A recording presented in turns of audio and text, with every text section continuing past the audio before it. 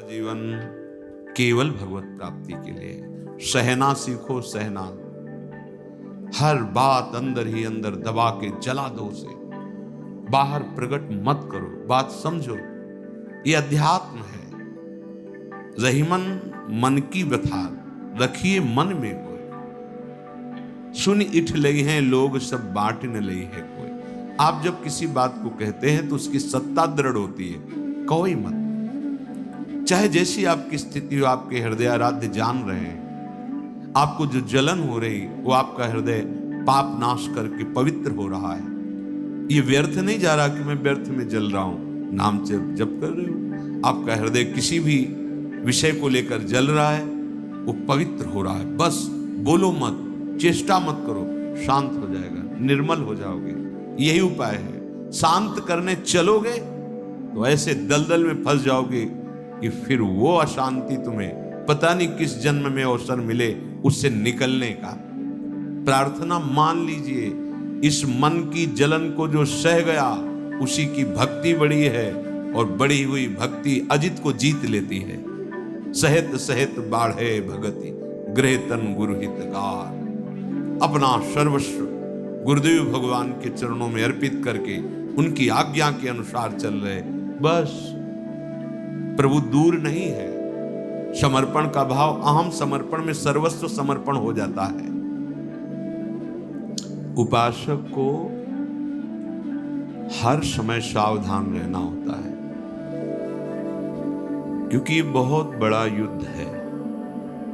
परमार्थ में चलना, अध्यात्म मार्ग में चलना, भगवत प्राप्ति का लक्ष्य होना एक बहुत बड़ा युद्ध है। किसी और से नहीं, अपने मन से। अभी हम मन को अपना मित्र मानकर या मैं मानकर वर्ताव करते हुए प्रपंच में फंस गए, दुर्गति हो गई। सत्संग से प्राप्त विवेक के द्वारा जब हमें ये पता चला कि मायाकृत नानात्व में मेरा मन ही मुझे अधीन किए हुए है, तो हमें अपने परम बल का आश्रय लेने की भावना उदय हुई। हमारे परम बल हैं प्रभु।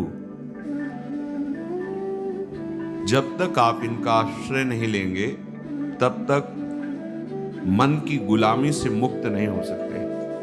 ये हृदय की बात है, समझ लीजिए। जब तक भगवद आश्रय नहीं लेंगे तो मन की गुलामी से मुक्त नहीं हो सकते, और सारा का सारा बंधन इसी मन से है। मन को हमने स्वीकार किया है, मेरा भाव से या सीधे मैं भाव से। बहुत उल्टा हो गया।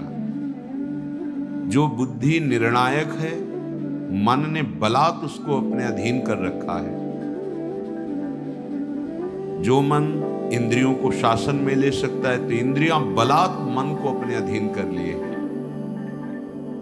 जो इंद्रियां निर्विषय होकर प्रभुमय हो सकती हैं, विषयों ने बलात् उनको आकर्षित कर रखा है। सब उल्टा हो गया है। होना ये चाहिए था कि बुद्धि के अधीन मन और मन के अधीन इंद्रियां, और इंद्रियां भगवत अर्पित। एक एक चेष्टा, एक एक चिंतन केवल प्रभु के चरणों में। सब उल्टा हो गया है। इसी से हमारी समझ बिगड़ गई है। हम ईर्ष्या से, द्वेष से, राग से, नाना प्रकार की ऐसी रस्सियां हैं जिनसे अपने को जकड़ते जा रहे हैं, और मन इतना जलाता है कि हम उसे सहन नहीं कर पाते। क्यों? क्योंकि महाबल प्रभु का सुमिरन छूट गया। एक एक शब्द पकड़ लेना। जिस समय आप जल रहे होगे उस समय कोई वस्तु, व्यक्ति, स्थान आपके चिंतन में होगा जिसका संबंध राग या द्वेष से होगा। उस समय भगवत विस्मृति है। अगर उसमें भगवत भाव हो तो राग द्वेष नहीं रहेगा, राग द्वेष नहीं रहेगा तो हृदय जलेगा नहीं, हृदय अशांत नहीं होगा। सत्य विषय है, एक ही भगवान विविध रूपों में लीला कर रहा है। हमें बचना है राग और द्वेष से। हमें मन की जलन को अपने में नहीं मानना है। लाख समझाओ पर वो समझ में नहीं आ रहा। भगवान कृपा करें और आप अपनी बुद्धि को सत्संग के वाक्यों के द्वारा मार्जन करें। अपवित्र हो गई है, मल लग गया है। पवित्र बुद्धि होगी तो प्रकाश प्रकट हो जाएगा ज्ञान का। किससे द्वेष करते हो, किससे जलते हो, क्यों जलते हो? अपने अंदर प्रश्न करो। जब जिसकी हम प्राप्ति के लिए निकले वही सब रूपों में है, फिर हम जलन क्यों, फिर द्वेष क्यों, एक की प्रशंसा एक की निंदा क्यों? इसी अज्ञान को तो दूर करने के लिए परमार्थ मार्ग में आए हैं। हमारा मन जब जनेंद्री के साथ होता है तो काम भाव को प्राप्त हो जाता है, नेतेंद्री के रूपाशक्त होता है, मोह भाव को प्राप्त हो रहा है। एक एक इंद्रिय। उस समय आपका भजन कहां गया था? सत्य देखना, उस समय क्या आप प्रभु के चिंतन में थे? प्रभु का नाम चल रहा था? नहीं, फिर कैसे उपासक हो? शास्त्रों बार सत्संग में सुन चुके, हानि हरिवंश के नाम अंतर परे, लाभ हरिवंश उच्चरत बानी, तब सुख हरिवंश गुण नाम रसना रटत, और बहुवचन अति दुख दानी। नहीं समझ में आ रहा? नाम छूटा, कोई न कोई वृत्ति फंस जाएगी, राग से या द्वेष से। बड़ा मुश्किल होता है छुटाना। वो उपासक ही जानता है, संसारी व्यक्ति क्या जाने। वो तो मनोरंजन में ही अपना जीवन नष्ट कर रहा है। जो उपासक सच्चिदानंद की प्राप्ति के लिए, वो समझता है इस युद्ध में कैसी पीड़ा होती है। बहुत सावधान। हानि हरिवंश के नाम अंतर पड़े, ये बहुत बड़ी सावधानी की बात है। नाम चल रहा है तो कोई भी विकार स्फुरित होगा, नष्ट हो जाएगा, वो अपना संस्कार नहीं बना पाएगा। पर आप नाम का कितना आदर करते हैं? आप भगवान के मार्ग के पथिक हैं, कितना आदर करते हैं? अपने मान के बराबर या मान से अधिक? देख लीजिए तो पता चलेगा कि मान अधिक है, नाम छोटा है हमारे लिए। थोड़े से सांसारिक लाभ की वृत्ति का अवसर आया, भूल जाएगी वृत्ति भगवद स्मरण। ये कब तक? बहुत कम समय है। कब तक जलते रहोगे? परम शीतलमाश्रयामी, स्वामी जी के चरण परम शीतलता प्रदान करने वाले हैं। आप स्वयं जलन स्वीकार करते हैं, आप स्वयं मनन ऐसा करते हैं जिससे आपकी जलन बढ़े। आप उस मन की जलन को अपने में देख लेते, इसलिए सह नहीं पाते हैं। कैसे तुम्हारी भक्ति बढ़े? सहित सहित बाढ़े भगति, गृहतन गुरु हितगार। हमारा जीवन प्रभु के लिए है। हमारा व्रत सहन करना है। हमारी सावधानी भगवत विस्मरण ना होने पावे। फिर देखो आप कैसा आनंदमय खेल होता है आपके जीवन का, पर मानना ही नहीं। लौकिक क्रिया, लौकिक व्यवहार, लौकिक वार्ता की इतनी सत्ता है कि भगवत वार्ता, भगवती सेवा, संविधान, दिनचर्या मात्र ही नहीं, इसका कोई मात्र नहीं। कैसे हम अपने मन को भगवदाकार बना पाएंगे? सत्संग सुनते हैं, धाम आ गए हैं, फिर भी हम वही राग द्वेष की वृत्तियों में विचरण करते हैं। कुछ अच्छा कुछ बुरा। ये हमारा विषय नहीं, अच्छा बुरा। हमारा विषय परमानंद में प्रभु जो ये छुपा छुपी का खेल खेल रहे हैं, उनको पहचानना, जड़ चैतन्य सब में अपने प्रभु की झांकी करने का भाव रखना। नाथ, आप दिखाई नहीं दे रहे हो, हमें वृक्ष दिखाई दे रहा है, पर आप हो इसमें, क्योंकि आपकी ही सत्ता से सत्तावान है। नाथ, ये व्यक्ति दिखाई दे रहा है, दुष्ट स्वभाव दिखाई दे रहा है, पर प्रभु आप ही हो इसके अंदर। साधक भावना में विचरता है, भावना सिद्ध होती है, वो सिद्ध हो जाता है। आपकी क्या भावना है? राग द्वेष की, काम क्रोध की? मन काम से पीड़ित है, आप सह नहीं पा रहे हैं। क्यों? आप तदात्म किए हैं, आप नाम छोड़ दिए हैं, आपके सामने व्यक्ति है, वस्तु है, स्थान है, इसलिए कामना आपको पीड़ित कर रही। अगर वहां भगवत भाव कर लेते, यही कामना भस्म हो जाती। आप अभ्यास कीजिए, सत्संग और हरिनाम जप, राधा नाम जप, यही परम पद में पहुंचा देगा। मन तो चंचल सवेंते, याको कौन उपाय, साधन को हरि भजन है, कै सत्संग सहाय। दो बात बताई ध्रुवदास जी महाराज ने। परम साधना निरंतर हरि भजन, सहयोग, हमारी साधना सुरक्षित रहे, हमारी साधना बढ़े, हमारी साधना में कोई दोष विघ्न ना आ जाए, तो इसकी सहायता सत्संग से होगी। यदि सत्संग के वाक्यों का मनन नहीं तो क्या, सुना चल दिया, बड़ी असावधानी है हमारे जीवन में, बहुत असावधानी। जो भटके हुए हैं उनकी बात अलग है, आप भगवत कृपा पात्र हैं, आप साधक हैं, आपको प्रभु ने अवसर दिया है मुक्त होने का। अब सावधान हो जाए, एक निष्ठा हृदय में जागृत हो जाए, धाम आश्रय हृदय में जागृत हो जाए। जिन सुखों के लिए हम भटक रहे हैं वो सुख नहीं है, लाखों बार भोग चुके हैं आप, लाखों जन्मों में भोग चुके हैं। हरि विमुख को त्रिभुवन में कोई भी कहीं भी कुछ भी सुख नहीं प्रदान कर सकता। ये बात हृदय में बैठा लीजिए। जो भगवत विमुख है, कहीं भी कोई भी कुछ भी उसे सुख प्रदान नहीं कर सकता। न किसी का आशीर्वाद काम करेगा आपके ऊपर, भगवत विमुख कर सकते हैं ऐसे? आशीर्वाद क्यों नहीं काम करेगा? क्योंकि भगवत विमुख हो आप। भगवान दत्तात्रेय जी महाराज का आश्रय लेकर के शास्त्र व अर्जुन अद्भुत सिद्धियों को प्राप्त किया, लेकिन उनकी बात नहीं समझी। जो अवधूत श्रोमणी आत्मानंद में निरंतर मगन है, वो बात नहीं समझे, और बल सिद्धियां प्राप्त होने पर उद्दंडता आ गई और जगत वंदनी परम पूजनी श्री जमदग्नि जी का भारी अपराध कर दिया। परशुराम भगवान के द्वारा वंश का विनाश हो गया।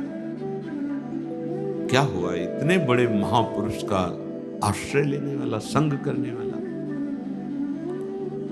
हमारा हृदय जब तक प्रभु के सन्मुख नहीं, तो सब आशीर्वाद व्यर्थ जाते हैं, सब आशीर्वाद, सब वरदान व्यर्थ हो जाते हैं। प्रभु के आश्रित हो तो कोई भी साप आपको ताप नहीं पहुंचा सकता। श्री हरिराम व्यास जी कहते हैं, सबे सुख विमुखन को दुख रूप। जो प्रियालाल से, हरि से विमुख हैं, चाहे जितने सुख एकत्रित कर लो, वही सुख तुम्हें भारी दुख प्रदान करने वाले बन जाएंगे। चिंता, शोक, भय, अंत में मृत्यु निश्चित। ये दुख आपको छोड़ेंगे नहीं। तुम्हारी बुद्धि तुम्हें धोखा दे रही है। पूज्य श्री राधा बाबा महाराज ने कहा कि यदि इतनी बात तुम्हारे हृदय में आ जाए कि भगवान हैं, तो तुम्हारा कल्याण होना शुरू हो जाए। और कहीं ये बात पकड़ लो कि जिह्वा से राधा कृष्ण, तो अब तुम्हारे लिए 10 दिशाएं मंगलमयी हो जाएंगी। बस तुम नाम मशीन की तरह जबान से चलाओ। बाबा का अनुभव, ध्यान नहीं लग रहा, मन नहीं लग रहा, कोई बात नहीं, राधा राधा राधा। सबे सुख, सबे सुख यहां से लेके परमेष्ठी पद तक, विमुखनि को दुख रूप, विमुखों जो हरि से विमुख है, नाम जप नहीं है, आश्रय नहीं है, लीला श्रवण नहीं, गायन नहीं, प्रभु का चिंतन नहीं, क्या जीवन है, क्या जीवन है।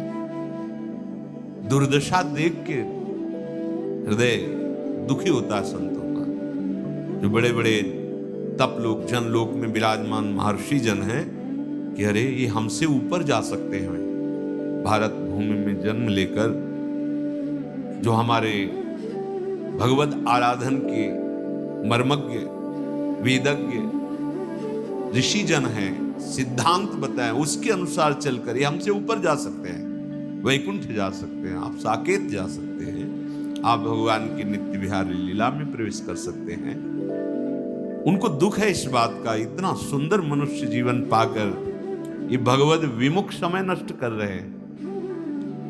जहां न रसिक अनन्य सेयतु, वृंदावन के भूप, सबे सुख विमुखनि को दुख रूप।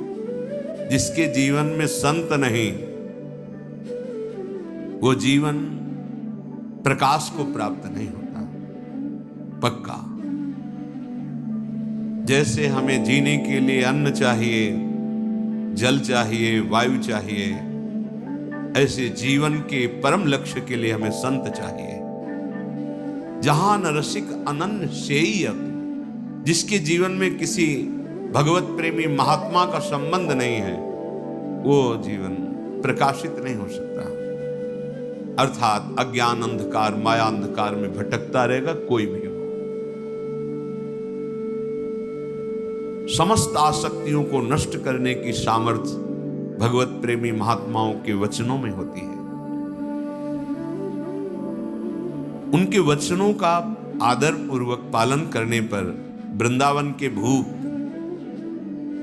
श्री वृंदावनेश्वर, श्री वृंदावनेश्वरी, युगल लाडले परिचय में आ जाते हैं, अपने जीवन लगने लगते हैं। फिर उनका स्मरण करना नहीं पड़ता, वो स्मृति बन के बैठ जाते हैं। मान लीजिए, स्मरण करना और स्मृति में बैठ जाना, स्मृति में बैठ जाते हैं। कब? जब रसिकों का, अनन्य रसिकों का, भगवत प्रेमी महात्माओं का, जिसके जीवन में संत नहीं, अज्ञान अंधकार में भटकता ही रहे, क्यों म्यों ये वो, आंखें हैं देखो खोलकर, कौन है संपूर्ण सृष्टि का विधाता? कौन है?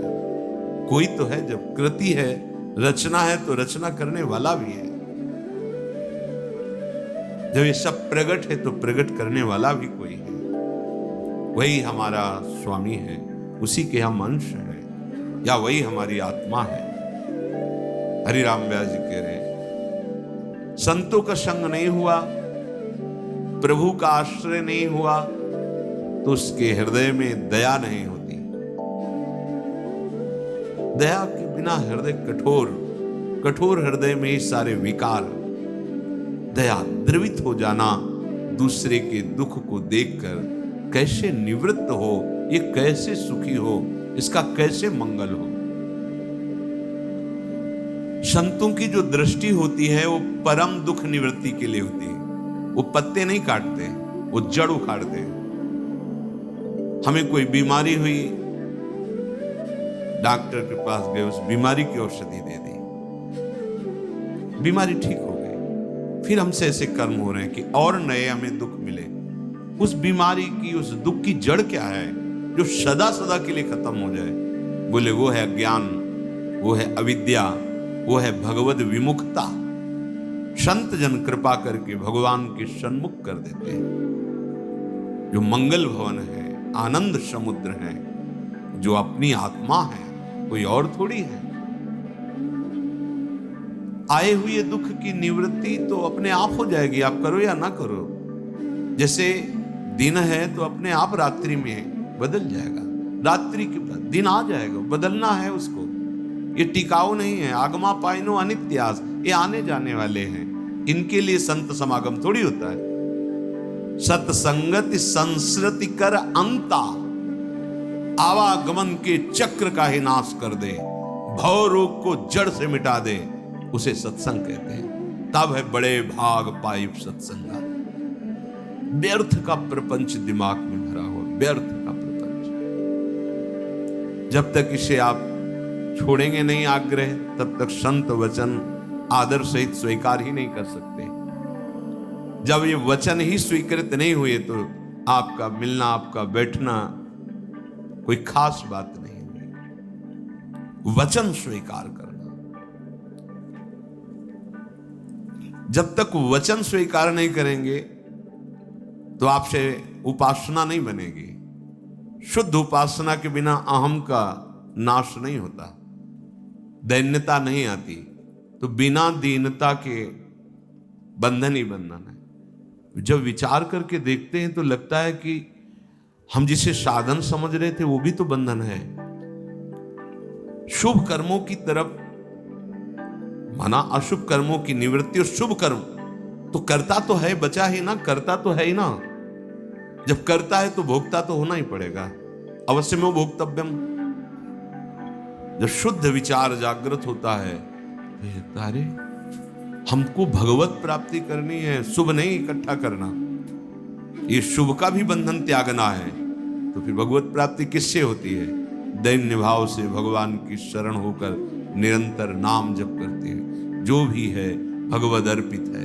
जीवन, हमारा चिंतन, हमारा बाहरी व्यवहार, इससे भगवत प्राप्ति होती है। जब हम कोई दान पुण्य, कोई सुकृत करते हैं तो एक हृदय में गुदगुदी होती है, आम होता है, मैंने ये किया, वो शुभ कर्म हुआ, शुभ कर्म, उसका एक फल मिलेगा, वो भी बांधने वाला होगा।